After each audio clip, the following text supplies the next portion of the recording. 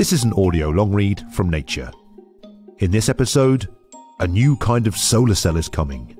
Is it the future of green energy? Written by Mark Peplow and read by me, Benjamin Thompson. On the outskirts of Brandenburg an der Havel, Germany, nestled among car dealerships and hardware shops, sits a two-story factory stuffed with solar power secrets. It's here where UK firm Oxford PV is producing commercial solar cells using Perovskites, cheap, abundant photovoltaic or PV materials that some have hailed as the future of green energy. Surrounded by unkempt grass and a weed-strewn car park, the factory is a modest cradle for such a potentially transformative technology. But the firm's chief technology officer, Chris Case, is clearly in love with the place. "This is the culmination of my dreams," he says. The firm is one of more than a dozen companies betting that Perovskites are finally poised to push the global transition to renewable energy into overdrive. A few niche Perovskite-based PV products are already on the market, but announcements this year signal that many more are set to join them. Case says that end users should get their hands on solar panels made from Oxford PV cells around the middle of next year, for example. In May, a large silicon PV manufacturer, Hanwha Q-Cells, headquartered in Seoul, said it plans to invest $100 million in a pilot production line that could be operational by the end of 2024. Silicon is the workhorse material inside 95% of solar panels. Rather than replace it, Oxford PV, Q-Cells and others are piggybacking on it, layering perovskites on silicon to create so-called tandem cells. Because each material absorbs energy from different wavelengths of sunlight, tandems could potentially deliver at least 20% more power than a silicon cell alone. Some scientists project much greater gains. Perovskite supporters say that this extra electricity could more than offset the additional cost of tandem cells, particularly in crowded urban areas or industrial sites where space is at a premium. Our biggest initial demand is from utilities because they simply don't have enough accessible land, says Case. As perovskite silicon tandems get closer to market, excitement has boiled over into headlines predicting that a revolutionary miracle material is about to change the world. The reality is that the industry faces at least two major challenges in its battle to transform the solar market. First, published research shows that the perovskites' performance declines much more quickly than silicon when they are exposed to moisture, heat, and even light. Oxford PV says it has done private research that's overcome this issue. But, quote, "For commercial manufacturing, I would say stability is the key challenge that still remains," says Fabian Fertig, Q-Cell's Director of Research and Development for Wafers and Cells, who leads the company's development of perovskite silicon tandems. And second, some analysts see perovskites, at least in the short term, as largely irrelevant to the growth of solar power. Silicon modules have become incredibly cheap and efficient over the past decade, and companies in China continue to expand manufacturing capacity at a startling rate. In 2022, the world had around 1.2 terawatts of generating capacity from solar power, which in turn provided around 5% of global electricity generation. Energy strategists suggest that the world will need 75 terawatts by 2050 to meet climate goals. This requires installations to rise above 3 terawatts per year by the mid-2030s. But the silicon PV industry is projected to achieve that, making it one of the rare green technology areas that is on track. The technology we have is definitely good enough to generate as much solar electricity as we can use around the world, says Jenny Chase, a solar analyst at the consultancy Bloomberg NEF, who is based in Zurich, Switzerland. So perovskites are about to face their biggest test, a meeting with the brutal economics of the notoriously competitive PV market.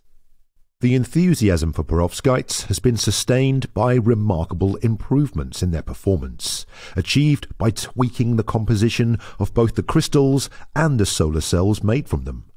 The term perovskite describes the crystal structure of a naturally occurring mineral. The perovskites used in solar cells are synthetic crystals that mimic this structure, but can be made of many materials. In 2009, a cell made from a simple perovskite called methyl ammonium lead iodide converted just 3.8% of sunlight's energy into electricity. Now, the efficiency record from a cell made solely from perovskite materials stands at 26.1%. That's just a fraction of a percentage point less than the champion silicon cell. What's more, perovskite cells require very thin light-absorbing layers, and the materials involved are typically low-cost and abundant. That leads advocates to argue that if perovskite cells were produced on the scale of silicon cells, they would have a lower energy and material footprint. These record efficiency comparisons don't reflect commercial reality, however. The best perovskite cells made in labs are typically smaller than a postage stamp.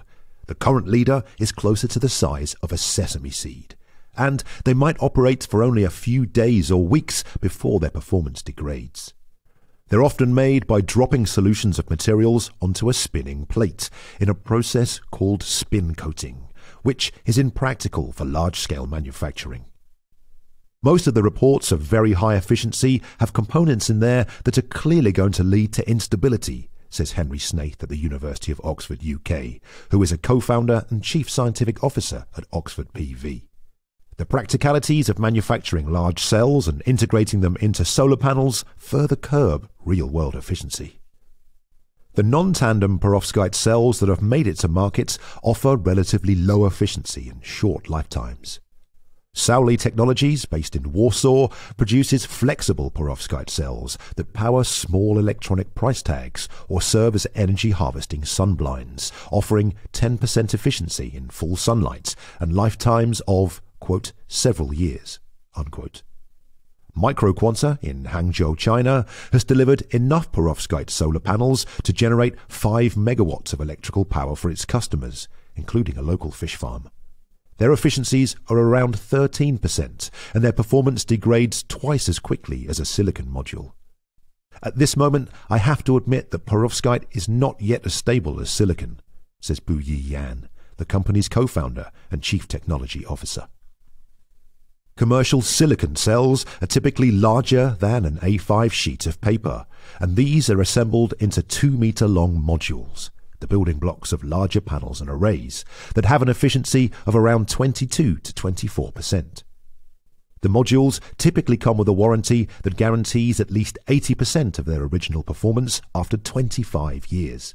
That is, a loss of less than 1% efficiency per year. Most of the cells and almost all of the silicon wafers that make up these products are made in China, where economies of scale and technological improvements have cut the cost of a solar panel by about 90% since perovskites made their debut in 2009. Indeed, it now costs more to install a silicon panel and connect it to the electricity grid than it does to make it in the first place. The typical cost of generating electricity over the lifetime of a silicon solar array is now as low as 0.03 to 0.06 US dollars per kilowatt hour, making it the cheapest source of electricity in most sunny countries, says Chase. Compared with this silicon success story, the perovskite products are hardly likely to upend the solar power market, Chase says. Quote, no one wants a solar module that doesn't last 25 years. They're just not worth it, unquote. But perovskite proponents say that tandem cells are superior to silicon in other ways. Silicon cells are nearing peak performance. Theory predicts that their efficiency cannot rise much above 29%, with practical modules likely to max out at around 24 to 27%. We're reaching the limit of what we can do reasonably with silicon, says Tonio Buonasisi, a PV researcher at the Massachusetts Institute of Technology in Cambridge. Yet adding a perovskite cell produces a theoretical maximum efficiency of roughly 45%. It's offering the potential to get 25 to 50% more power out of the panels. I think that's an exciting vision, says perovskite researcher Michael McGee at the University of Colorado, Boulder. In a typical tandem device, the perovskite cell is positioned above the silicon cell. Each cell is made of multiple layers that all play a part in turning light into electricity. Sunlight hits the perovskite first and releases electrons from the material, leaving behind positively charged holes. The electrons travel into an adjacent charge collection layer and onward to an electrode. Holes migrate in the opposite direction. A similar process happens in the silicon cell, which is better at absorbing the lower energy photons missed by the perovskite cell. Fiddling with the chemistry and nanoscale engineering of the perovskite cell has delivered performance improvements that have quickly translated to better tandem cells. In early November, Chinese solar behemoth LONGi, headquartered in Xi'an, announced it had made a tandem cell measuring 1 square centimetre that has an independently verified record efficiency of 33.9%. Manufacturers haven't yet demonstrated this kind of efficiency for commercial scale tandem cells. But in May, Oxford PV announced the highest performing perovskite silicon tandem cell to roll off a production line, with 28.6% efficiency. Although the device was slightly smaller than typical silicon cells, the company's Brandenburg factory is now making larger tandem cells that are being assembled into full-sized modules, offering about 24% efficiency, a number that continues to rise. Oxford PV's manufacturing process starts with silicon wafers that are mostly imported from China. The wafers pass through a series of chambers resembling conjoined refrigerators. Inside, clouds of ions build up layers of the cell in a process called physical vapor deposition. It's slower than solution-based methods, but produces extremely high-quality films. A similar process creates the perovskite cell. The company bought its Brandenburg factory from German manufacturer Bosch in 2016, complete with equipment for solar cell production. Initially, virtually everything we got at auction or used, Case says, with evident delight. His frugal approach to solar innovation dates back to the 1980s. As an enthusiastic 20-something, he bought stacks of discounted PV cells to build modules for his own solar house. This do-it-yourself approach shines through at the factory. Case had specially tooled frames made so that Oxford PV's cells would be compatible with Bosch's legacy equipment, for example. The finished tandems are delivered to Oxford PV's customers, mostly European solar panel manufacturers who assemble the cells into larger modules. For now, those manufacturers are still conducting their own tests on the modules. It could be late 2024 before any devices are installed for end users, including a large construction firm and an energy company that have already ordered modules. Working at full tilt, the plant could produce up to 50 megawatts of cells per year, roughly 5 million of them. But it's a minnow compared with the vast silicon solar plants in China, which produce gigawatts of cells each year. And because of its small-scale operation, Oxford PV's tandems cost twice as much to manufacture as a silicon cell does. But if Oxford PV can also generate gigawatt-scale production, that price difference would come down dramatically, says Case, which should bring down the cost of generating electricity from tandem cells below that from silicon modules. About 90 minutes drive south from the Brandenburg factory, in Thalheim, one of Oxford PV's competitors is testing its own prototype tandems. Before European subsidies began to dry up and Asian companies grew to dominate the solar market, Thalheim and its surrounding areas were the heartland of PV manufacturing, also known as Solar Valley. Here, Q-Cells has an enormous PV research and development facility. There are no unkempt lawns at Q-Cells. Instead, small robot mowers trundle around the grounds, keeping the grass neatly trimmed before returning to their solar-powered garages. Inside one of the site's vast buildings, Q-Cells conducts accelerated aging tests to check that its silicon modules are robust, including sealing modules inside humid, sauna-like conditions for about 4 months, exposing them to bright simulated sunlight and bombarding them with artificial hailstones. Although these tests are industry standard, Q-Cells prides itself on using particularly extreme conditions. It conducts similar tests on the tandem cells, and the results feed into predictions of how power output will decline over years of real-world use.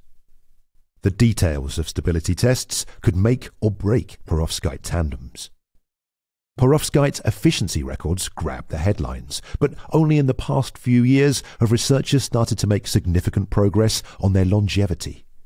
It's really the stability that is the bottleneck, says Herping Shen, a perovskite researcher at the Australian National University in Canberra. Although perovskites have a nasty habit of decomposing on contact with air or water, this can be prevented by encapsulating tandem cells in an impermeable coating, a common tactic in the solar industry. But unlike silicon, perovskites also have inbuilt degradation mechanisms that encapsulation cannot solve. Some of the perovskites' ions can move around during operation, for example, or escape into adjacent layers. This can create defects that enable electrons and holes to recombine before they can be turned into electricity, wasting the energy that created them. Light and heat tend to exacerbate these degradation mechanisms.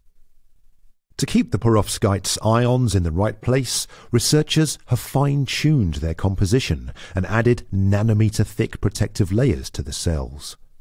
Proving that these measures are effective is a key task for the European Union's €19 million, or $20.7 million Pepperoni project, an academic industry partnership launched in November 2022 that includes Q-cells.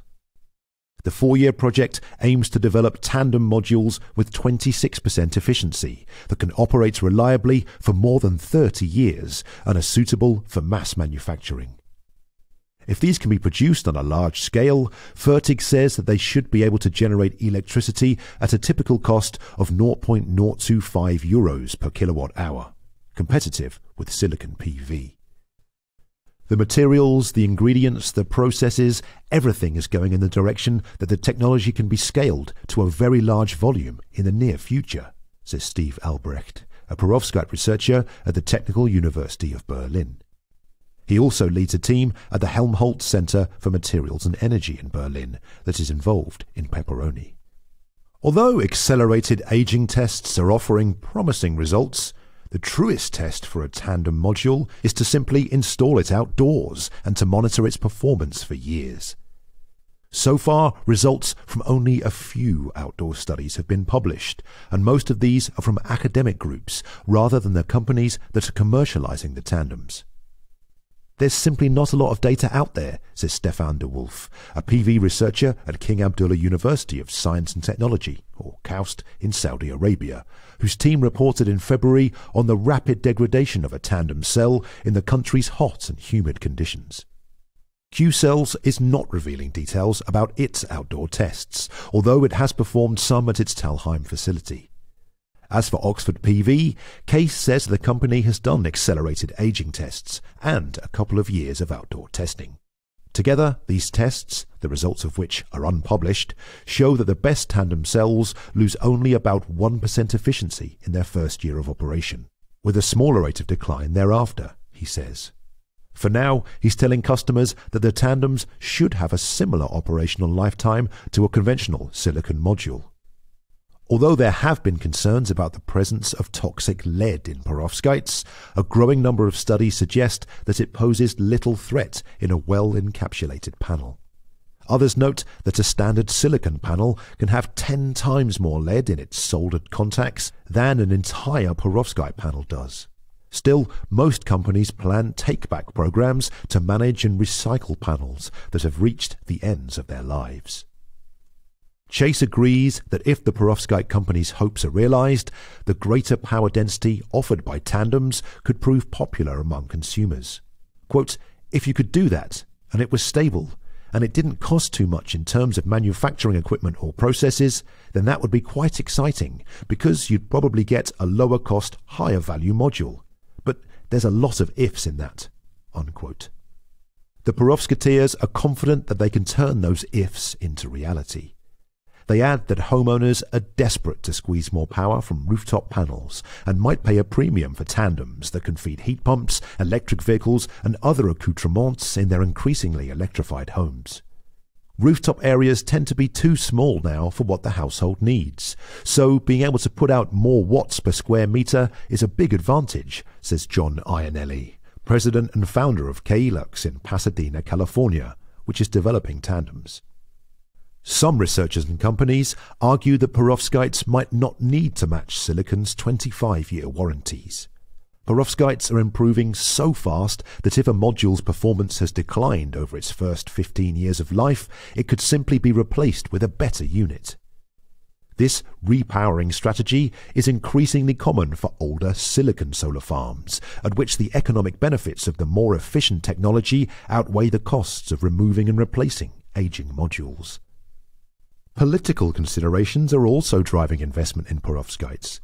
In Europe, more renewable energy means less dependence on Russian gas supplies, and the United States is trying to reduce its reliance on Chinese PV supply chains, buoyed by spending and tax breaks from the 2022 Inflation Reduction Act.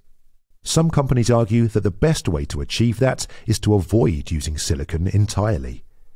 Several are developing all perovskite tandems that contain two perovskite materials tuned to absorb different parts of the spectrum.